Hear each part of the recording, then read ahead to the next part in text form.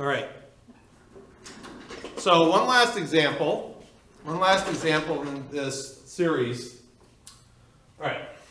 So we have a particular car that can increase its speed only at a rate of 3 meters per second, and it can decrease its speed only at a rate of 5.5 meters per second. The driver of the car would like to start from rest, right?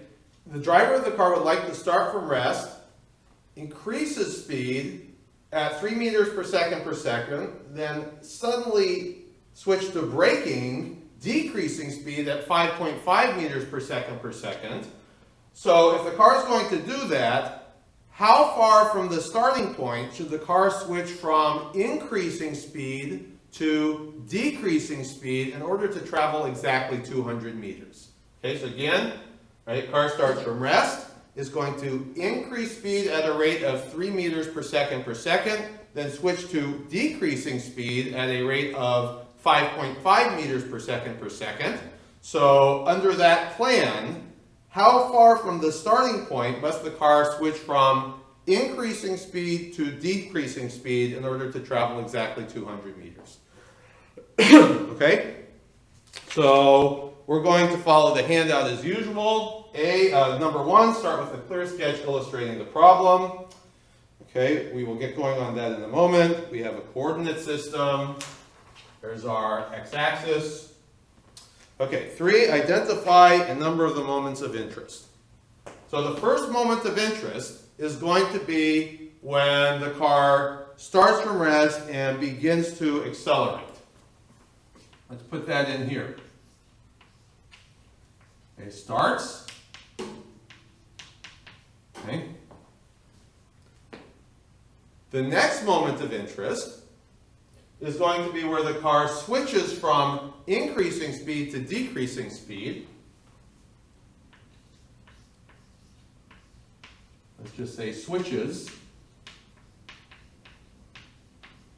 And then finally the car will stop.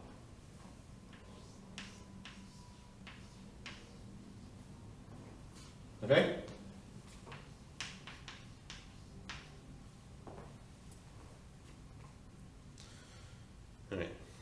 So we've identified the moments of interest. We'll go back and number those when we put in the kinematic variables. Right? So next step here is going to be to put in the kinematic variables we need. So this is a constant acceleration problem. So at each moment of interest, we're going to put in symbols for position, velocity, and time, and then we're going to put the accelerations we need off to the side. So let's say where the car starts here, that's moment of interest 0. Okay, so we got x0, v0, t0. Where the car switches to braking, we have x1, v1, t1. Okay, and where the car stops, we have x2, v2, and t2.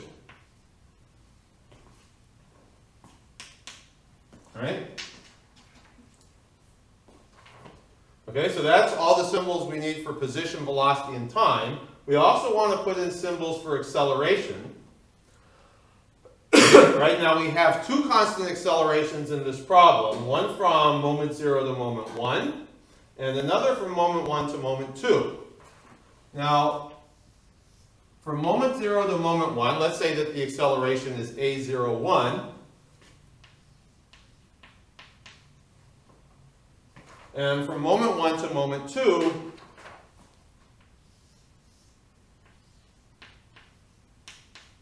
we'll say the acceleration is a12. Okay? Now, at this point, if you like, you can pause the video and fill this all out on your own. Okay? All right, so to fill this in, let's say that we just have the car start at the origin. The car is starting from rest, so the initial velocity will be 0. We might as well have the car start at time 0. We're actually actually not given any information about this moment where the car switches to braking. So let's skip that and come over here. Okay. Now, as far as the coordinate where the car stops, it's given that the car travels exactly 200 meters. So since he started at the origin, he stops at x equals 200 meters.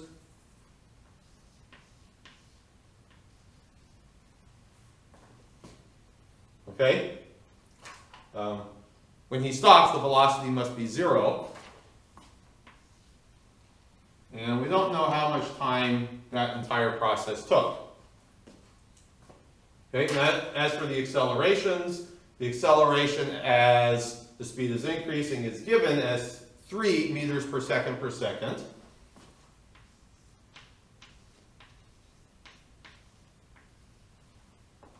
Okay, and the deceleration as he's braking is given as 5.5 meters per second squared, but let's be careful. The car is moving to the right and decreasing speed, which means that the acceleration is back to the left. Okay? In other words, the acceleration is negative. So between moment 1 and moment 2, where the car is braking, the acceleration would be minus 5.5 meters per second squared.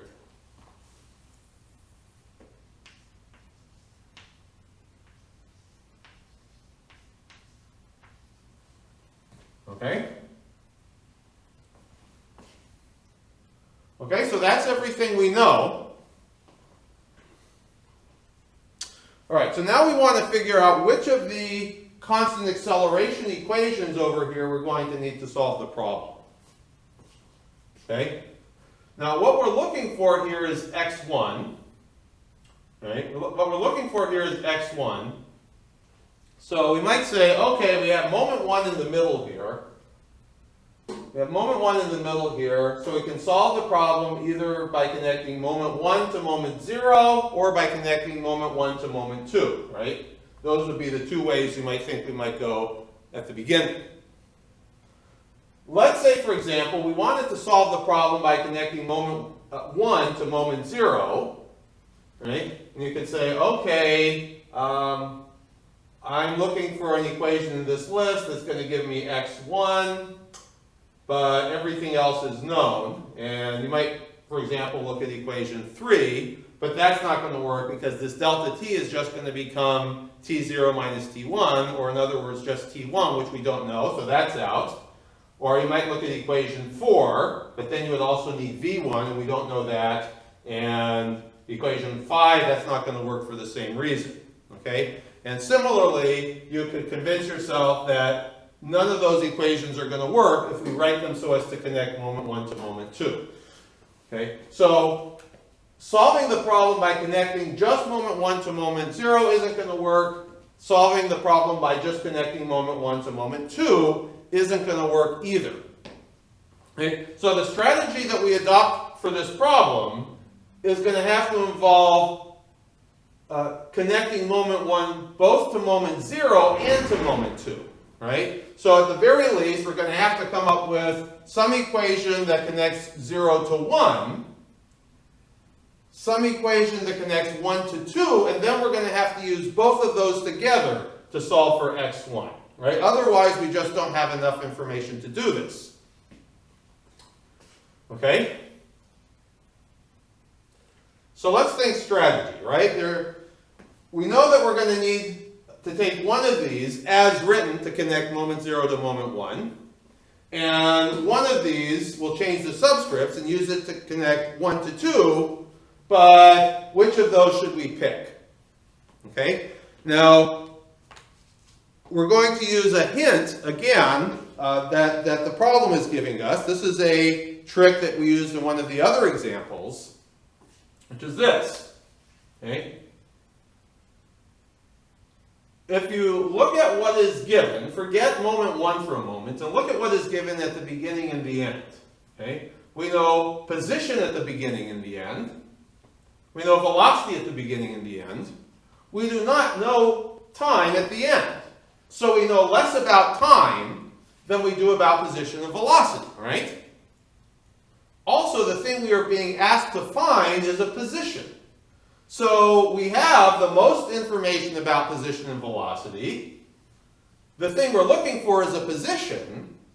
So maybe just for the moment we can cut time out of the solution process entirely and just try and solve the problem using positions and velocities. Okay? So if you look at this list of constant acceleration equations here, and we want to solve the problem just using positions and velocities without any reference to time, which of these would we pick? Well, let's look for an equation here that doesn't have time in it and just has position and its velocities. How about equation 4? Right? So our strategy here is going to be to take equation 4. We're going to take equation 4 and we're going to use it twice. We're going to use equation 4 as written to connect, we're going to use equation 1 as written to connect moment 0 to moment 1. Then we're going to use it again, changing the subscripts, to connect moment 1 to moment 2. That's going to give us 2 equations and 2 unknowns, and we'll be able to solve that to find x1, the position where the car switches. All right, so let's go ahead with that. All right, so connecting 0 to 1. And by the way, here is where you could pause the video, write out all those equations yourself, and see if you can do the simultaneous solution for x1 on your own, and then restart the video. Okay, so going from 0 to 1, we have v1 squared equals v0 squared plus 2 a01 x1 minus x0. Okay. Going from 1 to 2. Right, same thing, but with different subscripts. The zeros become 1s, the 1s become 2s, and we have v2 squared equals v1 squared plus 2 a12 x2 minus x1.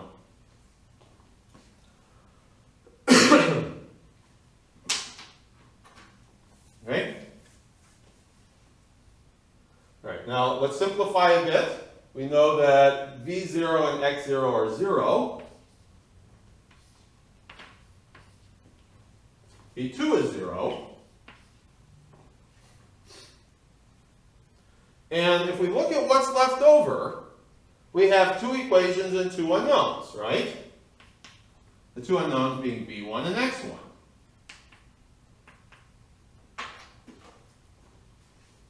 Okay? All right, so usual sermon about 2 equations with 2 unknowns. Solve the simpler equation for the unknown that you're not looking for, and then plug that into the more complicated equation. Okay? Now, if you look here, I think we'll agree that the upper equation here, that's the simpler one. It only has that one remaining term on the right. Okay? And not only is it simpler, it's also already solved for the unknown we're not looking for, namely v1, right? So what we can do is take our expression for v1 squared here, just drop it into the second equation. Okay?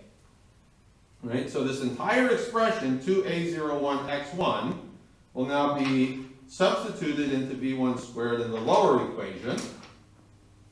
Okay? So making the substitution, I'll come to the next panel. And we got now 0 equals 2a01 x1 plus 2 a12 quantity x2 minus x1.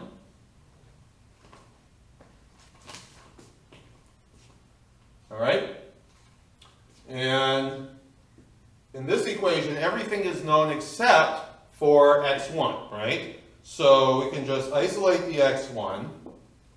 This gives x1 equals x2 a12 divided by a12 minus a01. Okay, and on substitution we get 129.4 meters.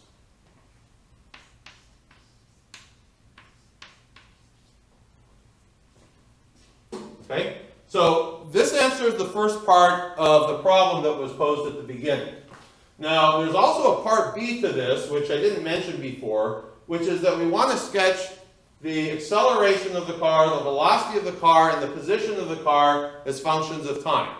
Okay? Now, don't stop the video quite yet, but we'll do this together when I come back after Monday. However, in order to do this second part, we're going to need the velocity at the moment of the switch and also the time where the switch occurs. Okay? So we're going to prepare for doing part B when I get back now by coming over to here and working out V1 and T1. Okay? So let's say I put in X1 equals 129.4 meters. So that we already got. Okay? So the last thing we're going to do here is work out V1 and T1. And here's where maybe you want to pause the video and just do that on your own. And if you're confident, then you don't even have to start the video again. But if you like, here I go. All right, so we got X1 here. And we want to use X1, our knowledge of X1 to find V1 and T1. Now, if you come over here, this was the first equation we write down. We now actually have that middle velocity V1 in terms of X1. Right? We have V1 squared equals 2a01x1. So we can use that to get V1. Okay, so we have then V1 squared equals 2a01x1. Right? Or V1 equals 2a01x1 square root. Okay, so do the substitution on your own. And you'll find this gives you 27.9 meters per second.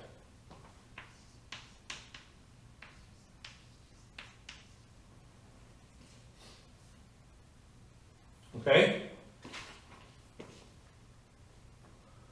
All right, so we got that.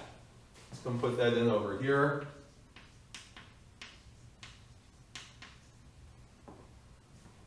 Okay, and then finally, we also want to get, in order to do those sketches that we'll do when I come back, we also want to get time 1, and I forgot to mention before also time 2. So we want both time 1 and time 2.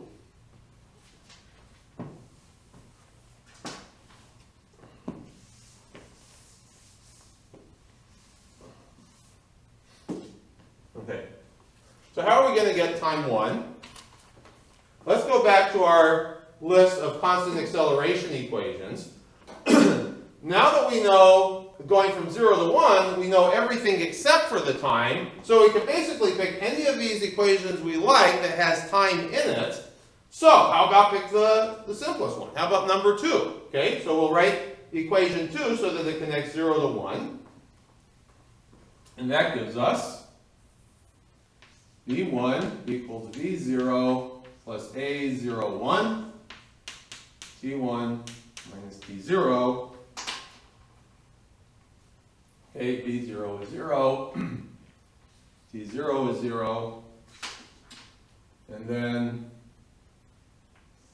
we have T1 equals V1 over A01, okay, which on substitution is 9.29 seconds. We can put that in.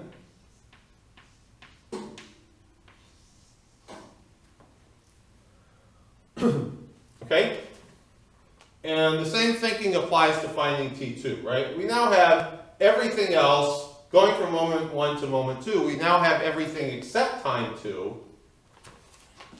Okay? So let's just pick the simplest equation involving time, namely number 2. Write number 2 so that it's connecting moment 1 to moment 2. Okay? And we have now V2 equals V1 plus A12, T2 minus T1.